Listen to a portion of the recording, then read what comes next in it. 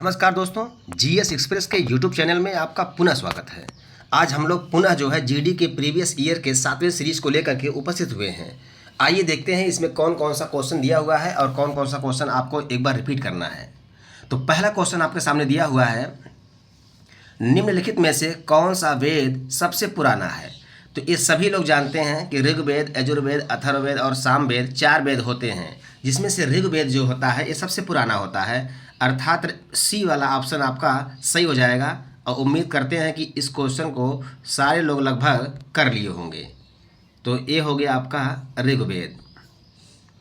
Question number 2 की तरफ आगे बढ़ते हैं।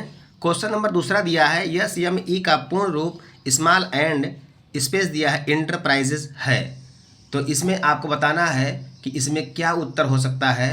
तो आप कहेंगे मीडियम साइज। क्या कहेंगे? मीडियम साइज, अर्थात बी वाला ऑप्शन आपका सही हो जाएगा। तो बी वाले ऑप्शन पे आप टिक करेंगे। यहाँ से ध्यान रखेंगे बी वाला ऑप्शन आपका टिक होगा, मीडियम साइज। ये पूछ रहा है मीडियम साइज को, ठीक है। तीसरा क्वेश्चन आपका दिया हुआ है, राउत, नाचा, पंथी और सुआ निम्नलिखित में से किस राज्य की प्रसिद्ध नृत्य शैलियाँ हैं। तो 4 ऑप्शन आपको दिया हुआ है, राजस्थान, गुजरात, छत्तीसगढ़ और झारखंड। इसमें से आपको बताना है कहाँ का है। छत्तीसगढ़ का है। कहाँ का है? छत्तीसगढ़ का है। तो आपको ये ध्यान देना है कि ये छत्तीसगढ़ का है। तो छत्तीसगढ़ का आपको टिक इस पर कर लेना है। उसके बाद क्वेश्चन नंबर आता है 4 आता है ज्वालामुखी से निकलकर पृथ्वी की सतह पर फैलने वाले मैग्मा को क्या कहते हैं।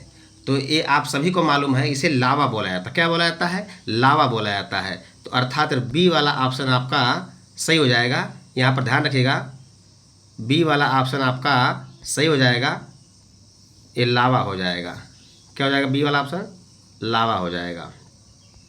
क्वेश्चन नंबर 5 तक आगे बढ़ते हैं। दिया है, किस संवैधानिक संशोधन के द्वारा संविधान में मूल कर्तव्यों को जोड़ा गया। तो आप सभी लोग जानते हैं कि 44वां संविधान संशोधन 1978 के द्वारा मूल कर्तव्य को जोड़ा गया है। और यहाँ पर आपको ऑप्शन डी वाला टिक करना है, ये 44 नंबर पर। ठीक है, 44वां।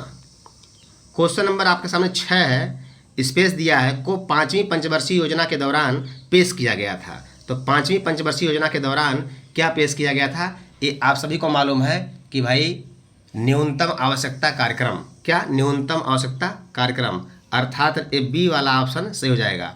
तो 5वीं पंचवर्षीय योजना के दौरान न्यूनतम आवश्यकता कार्यक्रम पेश किया गया था। ये बी वाला ऑप्शन आपका सही है। क्वेश्चन नंबर 7 में दिया है, निम्नलिखित में से बीसीसीआई के पहले अध्यक्ष कौन थे। तो बीसीसीआई के पहले अध्यक्ष कौन थे भाई? तो ये थे ठीक है, RE ग्रांट गोवन। कौन थे? RE ग्रांट गोवन, अर्थात ये आपका बी वाला ऑप्शन सही है। नेक्स्ट में आगे बढ़ते हैं। क्वेश्चन नंबर 8 दिया हुआ है, 2015 में संगीत अकादमी मद्रास द्वारा दिए जाने वाले MN सुब्रमण्यम धर्मांधा पुरस्कार से निम्नलिखित में से किसे सम्मानित किया गया है। तो 4 ऑप्शन आपके सामने दिया हुआ है और चारों ऑप्शन में से आपको चूज करना है। और इसमें उत्तर कैसे हो जाएगा? अलर मेलवल्ली, अर्थात ए वाला ऑप्शन आपका सही हो जाएगा। इस पर टिक करिएगा। क्वेश्चन नंबर 9 में दिया है, नवंबर 2022 तक की स्थिति के अनुसार निम्न में से कौन सा भारत के आंध्र प्रदेश राज्य के राज्यपाल हैं। तो इस चारों ऑप्शन में से आंध्र प्रदेश के राज्यपाल को चयन करना है। तो हो जाएगा विश्वभूषण हरिचंदन, अर्थात ए वाला ऑप्शन आपका सही हो जाएगा। क्वेश्चन नंबर 10 तरफ आगे बढ़ते हैं। निम्न में से किस मंत्री द्वारा कोयला प्रेषण को टैंक करने के लिए सेवा ऐप को लॉन्च किया गया था। तो सेवा ऐप को लॉन्च किया गया था पीयूष गोयल के द्वारा। तो ये ध्यान रखिएगा, पीयूष गोयल, अर्थात आपका सही हो जाएगा डी वाला ऑप्शन, पीयूष गोयल। चलिए आगे बढ़ते हैं। क्वेश्चन नंबर 11 दिया है, 2011 की जनगणना के अनुसार निम्नलिखित में से किस केंद्र शासित प्रदेश की उच्चतम साक्षरता दर दर्ज की गई थी। मतलब 2011 के अनुसार उच्चतम साक्षरता दर किसकी थी, किस केंद्र शासित प्रदेश की थी। तो आप कहेंगे लक्षद्वीप, क्योंकि इनका टारगेट था अपना टारगेट को पाना, लक्षद्वीप। ठीक है, बी वाला ऑप्शन आपका सही हो जाएगा। क्वेश्चन नंबर 12 दिया है, जैन दिगंबर के संप्रदाय द्वारा पर्युषण पर्व का आयोजन कितने दिनों के लिए किया जाता है। तो आपको बताना है कि जैन धर्म के द्वारा जो इनका दिगंबर संप्रदाय है, इसके द्वारा जो पर्युषण इनका पर्व है, ये कितने दिन के लिए आयोजन किया जाता है। तो आपका उत्तर होगा 10 दिन के लिए। कितने दिन के लिए? 10 दिन के लिए। तो चौथा ऑप्शन आपका दिया हुआ है, 10 दिन के लिए आयोजन होता है। इस पर गौर करिएगा। क्वेश्चन नंबर 13 दिया है, अवोगाद्रो की संख्या 6.022 इंटू कितना होती है। तो आपको ये बताना है कि यह 10 पे 23 ठीक पावर होती है, अर्थात बी वाला ऑप्शन आपका सही हो जाएगा। 10 टू दी पावर 23 अर्थात बी वाला ऑप्शन आपका सही हो जाएगा।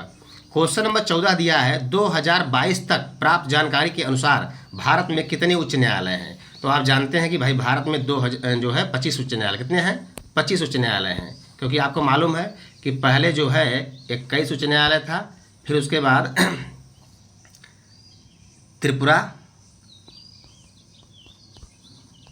मेघालय और मणिपुर, ये 3 बन गए। तो 21 3 हो गया 25, 21 3 हो गया 24। उसके बाद लास्ट में आंध्र प्रदेश में अमरावती में बना है, उसको मिला कितना हो गया 25। तो टोटल कितना हो गया 25। चलिए अब आ गया 15 पे। पत्तियों की कोशिकाओं में आप लवक कहाँ पाएंगे।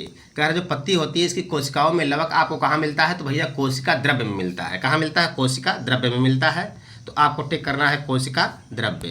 क्वेश्चन नंबर 16 पे आते हैं। एशियाई खेल 2018 के समापन समारोह के लिए भारत की ध्वजरोहक कौन थी। इस चारों में से आपको चूज करना है कि भाई इसमें से कौन ध्वजरोहक थी। तो आपको पता होना चाहिए रानी रामपाल थी। कौन थी, रानी रामपाल थी। इस पर ध्यान रखिएगा, क्या है, रानी रामपाल। तो ये आपका उत्तर सही हो जाएगा, रानी रामपाल। चौथा ऑप्शन दिया हुआ है, ये हो जाएगा रानी रामपाल।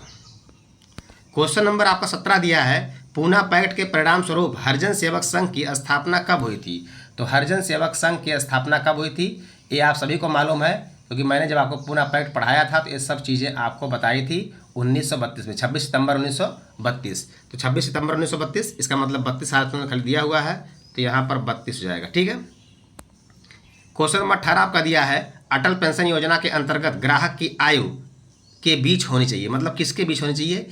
तो आप तुरंत टिक लगाइएगा कि 18 से 40 वर्ष के बीच होनी चाहिए। कितना, 18 से 40 वर्ष के बीच होनी चाहिए। तो 18 से 40 वर्ष के बीच होनी चाहिए, ये आपको टिक लगा देना है। नेक्स्ट में आगे बढ़ते हैं। क्वेश्चन नंबर 19 दिया है। विशेषज्ञों द्वारा किसी विशेष बीमारी का कारण समय से पहले मरने वाले लोगों की संख्या का पता लगाने के लिए उपयोग किया जाने वाला एक संकेतक है। तो आपको मालूम है रोग का वैश्विक बोझ। रोग का वैश्विक बोझ, इस पर आपको ध्यान देना है। ये आपका सी वाला ऑप्शन सही हो जाएगा, रोग का वैश्विक बोझ। क्वेश्चन नंबर 20 और लास्ट है। हुमायूं नामा किसकी रचना है। पहला ऑप्शन दिया हुमायूं की, दूसरा दिया गुलबदन बेगम, तीसरा दिया गुलचेहरा बेगम, फिर दिया गुलरंग बेगम। तो आप सभी को मालूम है कि ये जो है ये बाबर का बेटा है हुमायूं, इसने लिखा नहीं है।